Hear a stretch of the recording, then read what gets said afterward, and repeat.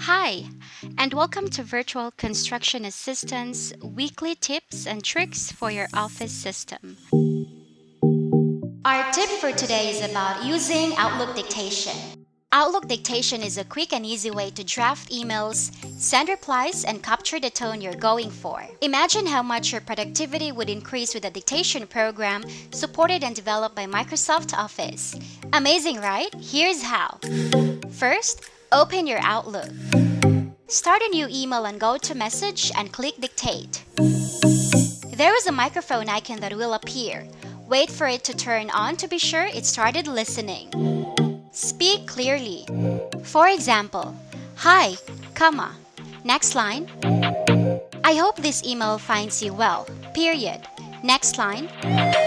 This is a test email only, period.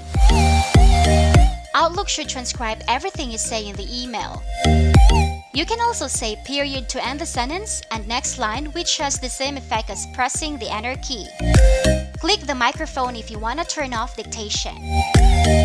Click on the gear icon to see the following settings: auto punctuation, profanity filter, and spoken language, which you can view and change languages in the drop-down. If you want to continue your dictation, just click the microphone again.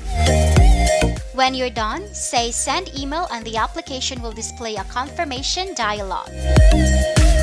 Say yes to send the email or cancel to go back.